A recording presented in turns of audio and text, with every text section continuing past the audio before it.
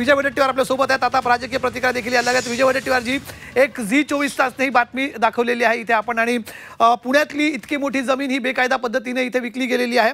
असाच जिल्हा सरकारच्या ताब्यातली जमीन आहे, ती विकली जाते, ती खरेदी केली जाते, त्याला स्टॅम्प ड्युटी माफी केली जाते, आणि खुद्द उपमुख्यमंत्र्यांचे चिरंजीवी जमीन विकत घेतात, आणि सोबतच तो कंपनीचा पत्ताही थेट उपमुख्यमंत्र्यांच्या घरी जातो.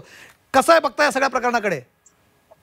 नाही, हे बघा, ह्या जमिनीच्या संदर्भात जो पॉवर ऑफ अटर्नी दिला तो मुळात हा दिलेला पॉवर ऑफ अटर्नी हा केवळ त्या जमिनीच्या पूर्ण लिगल कारवाईसाठी दिला, सेलसाठी दिला नाही.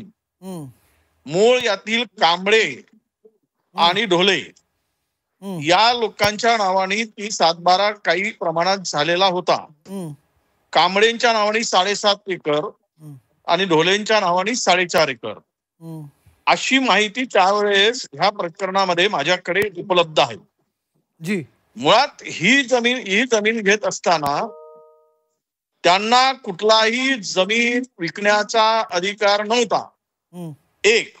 दुसरी गोष्ट, ही जमीन जर महार वतनाची आहे तर महसूल विभागांनी ही जमीन ज्या लिटिगेशन आहेत त्या क्लिअर करायसाठी महसूल विभागाची त्याला परवानगी लागते आणि मूळ मालक ठरवावा लागतो.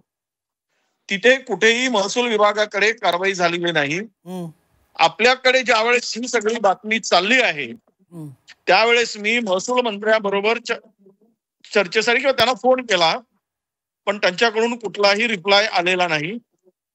पण एक आहे की माझ्या माहितीप्रमाणे मला जी माहिती आहे ती जमीन सरकारी आहे आणि त्यामध्ये कुठेही महसूल विभागाने जमिनीच्यावर निर्णय घेतला नाही.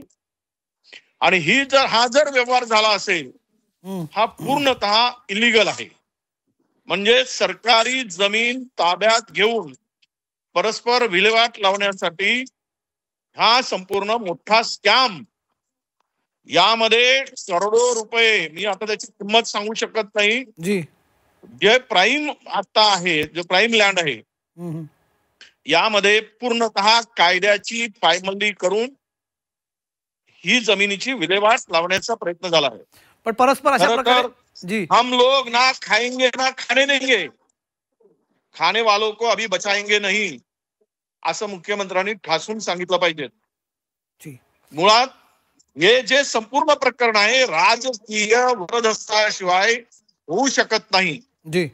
हा एवढा मोठा घोटाळा आहे.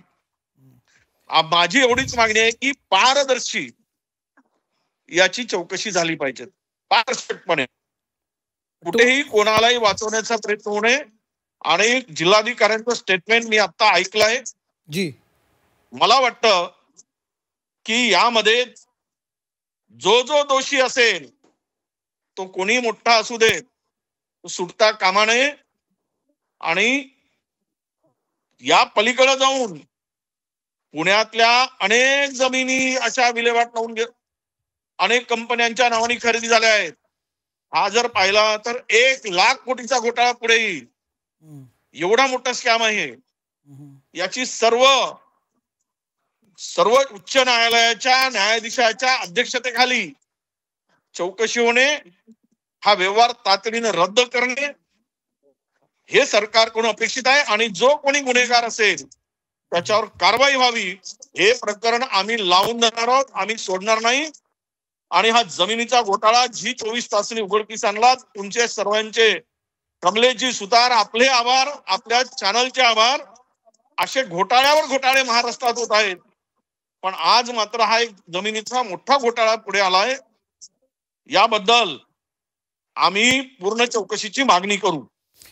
ठीक आहे विजय वडेट्टीवारजी, तुम्ही म्हणतायत ही चौकशी, तुमच्याकडे याच्याबद्दलची माहिती आहे, तुम्ही सांगतायत, पण हा जमिनीचा परस्पर विक्री झालेला व्यवहार आहे. कदाचित उद्या अशी बाजू समोर येईल की कायदेशीररित्या त्याची खरेदी करण्यात आलेली आहे, कायदेशीर त्याची स्टॅम्प ड्युटी देखील भरण्यात आली, पण हे सगळं त्याला अधिकारच नाही. सुतारजी आपल्याला सांगतो, 1 मिनिटासाठी सुतारजी थांबवतो. त्या पॉवर ऑफ अटर्नी जरा चेक करा. त्या माणसाला ही जमीन विकण्याचा अधिकार नाही, म्हणजेच हा इलिगल व्यवहार आहे. हे मी जबाबदारीनं सांगतोय. पण ही सरकारच्या ताब्यात असलेली जमीन आहे. सगळ्यात महत्त्वाचा मुद्दा इथे हा येतो की सरकारच्या ताब्यात असलेली जमीन परस्पर विकली जाते. सरकारला कळत देखील नाही इतका मोठा जमिनीचा लँड चंक विकला जातोय. सरकारच्या गावी पण नसतं, ही विकली जाते. बरं, दुसरं होतं सरकारचंच दुसरं डिपार्टमेंट त्याला स्टॅम्प ड्युटीची माफी देऊन टाकतं. 21 कोटीची त्याला स्टॅम्प ड्युटी माफी दिली जाते. सगळं डोकं चक्रावून टाकणार आहे वडेट्टीवारजी. नाही नाही, नक्कीच हे वरदहस्त असल्याशिवाय असे प्रकार घडू शकत नाही.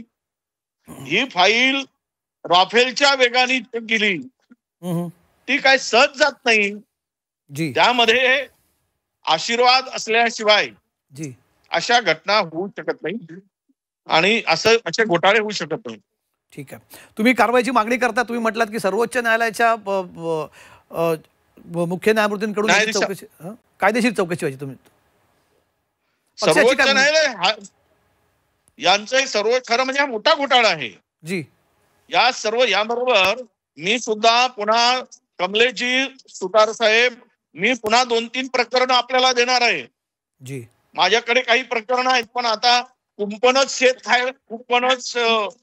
शेत खायला लागल्यावर तिथे कुणाकडे दाद मागायची हा खरा प्रश्न होता.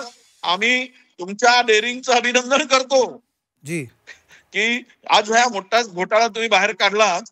मी तुमच्याकडे पुन्हा काही प्रकरणं देईल, ते आहेत आमच्याकडे. जी हा, ठीक आहे, ठीक आहे. खूप खूप धन्यवाद विजय वडेट्टीवारजी. तुम्ही मागणी करत आहात, पक्षाचीच ही भूमिका राहणार आहे. तुमचा पक्षही लावून जाणार आहे ही मागणी. हो हो, नक्कीच. ठीक आहे, ठीक आहे. खूप खूप धन्यवाद. विजय वडेट्टीवार आपल्या सोबत होते, काँग्रेसचे नेते, आणि त्यांचं म्हणणं आहे की या संपूर्ण प्रकरणाची चौकशी केली जावी.